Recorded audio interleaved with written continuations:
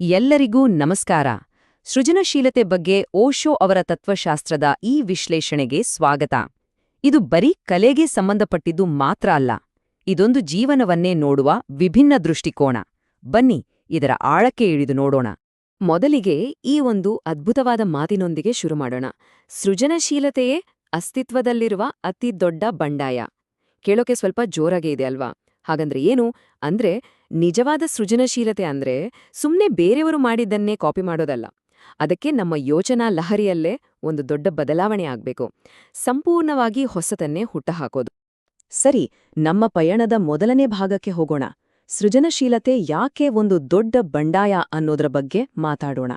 ಎಲ್ಲರೂ ಹೋಗೋ ದಾರಿಯಲ್ಲಿ ಹೋಗದೆ ಆ ಗುಂಪಿನ ಮನಸ್ಥಿತಿಯಿಂದ ಹೊರಬಂದಾಗ ಮಾತ್ರ ಸೃಜನಶೀಲತೆ ಶುರುವಾಗುತ್ತೆ ಅನ್ನೋದನ್ನ ಅರ್ಥ ಮಾಡ್ಕೊಳ್ಳೋಣ. ಇಲ್ಲಿ ನೋಡಿ, ಒಬ್ಬ ಸೃಜನಶೀಲ ವ್ಯಕ್ತಿಗೂ ಮತ್ತು ಗುಂಪಿನ ಜೊತೆ ಹೋಗೋ ಮನಸ್ಥಿತಿಗೂ ಇರೋ ವ್ಯತ್ಯಾಸ ಎಷ್ಟು ಸ್ಪಷ್ಟವಾಗಿದೆ ಅಂತ. ಒಬ್ಬ ಸೃಷ್ಟಿಕರ್ತ ಯಾವಾಗ್ಲೂ ತನ್ನಾಗೇ ಒಂದು ಹೊಸ ದಾರಿಯನ್ನು ಹುಡುಕ್ತಾನೆ, ಆದ್ರೆ ಗುಂಪು ಅದು ಈಗಾಗ್ಲೇ ಇರೋ ಹಳೇ ದಾರಿಯಲ್ಲೇ ಸಾಗುತ್ತೆ. ಅದಕ್ಕೆ ಅದೊಂದು ರೀತಿ ಯಾಂತ್ರಿಕ, ನೀರಸ ಜೀವನ ಅಷ್ಟೇ. ಹಾಗಾದ್ರೆ ಈ ಭಾಗದಿಂದ ನಾವು ಕಲಿಬೇಕಾದ್ದೇನು? ತುಂಬಾ ಸಿಂಪಲ್. ಸೃಜನಶೀಲತೆ ಅನ್ನೋದು ವ್ಯಕ್ತಿಕ ಸ್ವಾತಂತ್ರ್ಯದ ಒಂದು ಸುಗಂಧ ಇದ್ದಾಗೆ. ಎಲ್ಲಿ ಸ್ವಾತಂತ್ರ್ಯ ಇರುತ್ತೋ ಅಲ್ಲಿ ಸೃಜನಶೀಲತೆ ಅರಳುತ್ತೆ. ಈಗ ಒಂದು ಬಹಳ ಇಂಟ್ರೆಸ್ಟಿಂಗ್ ವಿಷಯಕ್ಕೆ ಬರೋಣ. ಕ್ರಿಯೆ ಮತ್ತು ಚಟುವಟಿಕೆ. ಕೇಳೋಕೆ ಎರಡೂ ಒಂದೇ ಥರ ಅನಿಸ್ಬಹುದು, ಆದ್ರೆ ನಾವು ನಮ್ಮ ಶಕ್ತಿಯನ್ನ ಹೇಗೆ ಬಳಸ್ತೀವಿ ಅನ್ನೋದ್ರಲ್ಲಿ ಇವೆರಡಕ್ಕೂ ಅಜಗಜಾಂತರ ವ್ಯತ್ಯಾಸವಿದೆ. ಮೊದಲು ಕ್ರಿಯೆ ಅಂದ್ರೆ ಏನು ಅಂತ ನೋಡೋಣ.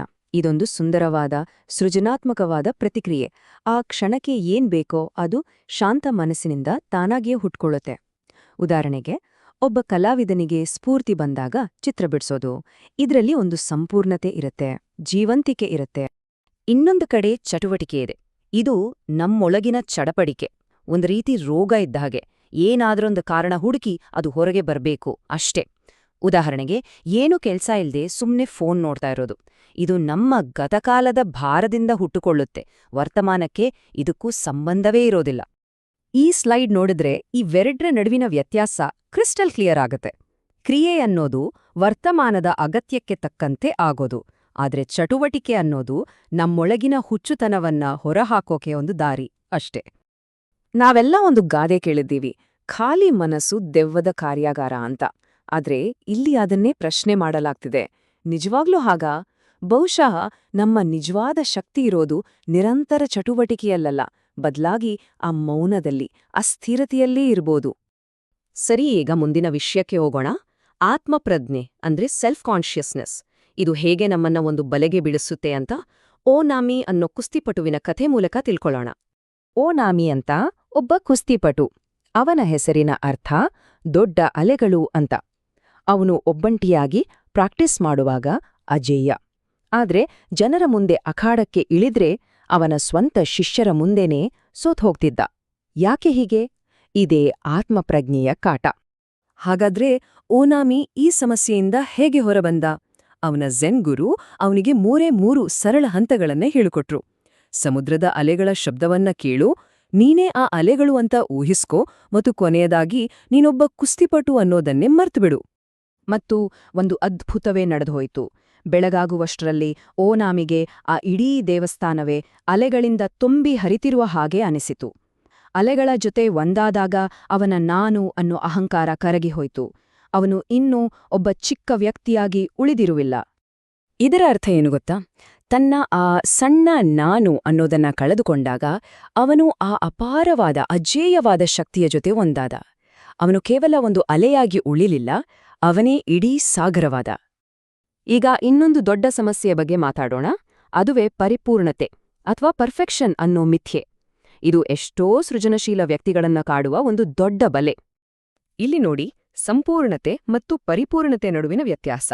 ಸಂಪೂರ್ಣತೆ ಅಂದ್ರೆ ಒಂದು ಕೆಲಸದಲ್ಲಿ ಪೂರ್ತಿಯಾಗಿ ಕಳೆದುಹೋಗೋದು, ಆದ್ರೆ ಪರಿಪೂರ್ಣತೆ ಅಂದ್ರೆ ದೂರ ನಿಂತು ತಪ್ಪುಗಳನ್ನು ಹುಡುಕೋದು. ಒಂದು ಹರಿವಾದರೆ ಇನ್ನೊಂದು ಸಂಘರ್ಷ. ಇದಕ್ಕೆ ಒಂದು ದೃಷ್ಟಾಂತ ಕಥೆ ಇದೆ. ಒಬ್ಬ ಶಿಲ್ಪಿ ಸಾವಿನಿಂದ ತಪ್ಪಿಸ್ಕೊಳ್ಳೋಕೆ ಅಳ್ಕೊಂಡಿದ್ದ. ಆದರೆ ತಾನು ಕೆತ್ತಿದ ಶಿಲ್ಪದಲ್ಲಿ ಒಂದು ಸಣ್ಣ ತಪ್ಪು ಕಂಡಾಗ ಅದನ್ನ ಸರಿಪಡಿಸೋಕೆ ಹೊರಬಂದು ಸಾವಿಗೆ ಸಿಕ್ಕಿ ಬೀಳ್ತಾನೆ. ಯಾಕಂದ್ರೆ ಅವನಿಗೆ ತನ್ನ ಪರ್ಫೆಕ್ಷನಿಸ್ಟ್ ನಾನು ಅನ್ನೋದನ್ನ ಮರೆಯೋಕಾಗ್ಲಿಲ್ಲ. ಹಾಗಾದ್ರೆ ಅಸಲಿ ವಿಷಯ ಏನು? ನಿಜವಾದ ಕಲಾವಿದನ ಗುರಿ ಪರಿಪೂರ್ಣತೆಯಲ್ಲ, ಸಂಪೂರ್ಣತೆ.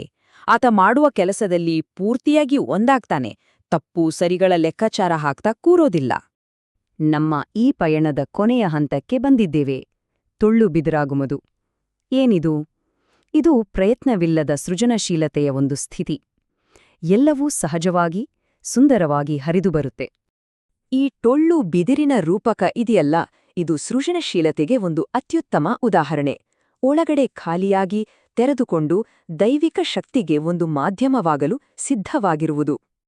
ಈ ಸ್ಥಿತಿಯನ್ನು ತಲುಪಲು ಕೆಲವು ಅಭ್ಯಾಸಗಳಿವೆ.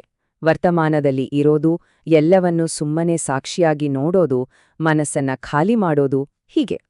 ಇಲ್ಲಿ ಏನನ್ನೂ ಮಾಡುವ ಅಗತ್ಯವಿಲ್ಲ, ಎಲ್ಲವೂ ಆಗಲು ಬಿಡಬೇಕು ಅಷ್ಟೆ. ಇದರ ಅಂತಿಮ ಪರಿಣಾಮ ಏನು ಗೊತ್ತಾ? ನಾವು ಖಾಲಿಯಾದಾಗ ನಮಗಿಂತ ದೊಡ್ಡದಾದ ಒಂದು ಶಕ್ತಿ ನಮ್ಮ ಮೂಲಕ ಹರಿಯಲು ಶುರುವಾಗುತ್ತೆ. ಆಗ ನಾವು ಒಂದು ಕೊಳಲು ಇದ್ದಾಗೆ, ದೈವಿಕ ಶಕ್ತಿಯೇ ನಮ್ಮ ಮೂಲಕ ಸಂಗೀತವನ್ನ ನುಡಿಸುತ್ತೆ. ಹಾಗಾದ್ರೆ ಕೊನೆಯದಾಗಿ ನಾವೆಲ್ಲರೂ ನಮ್ಮನ್ನೇ ಕೇಳ್ಕೋಬೇಕಾದ ಒಂದು ಪ್ರಶ್ನೆ ಇದೆ.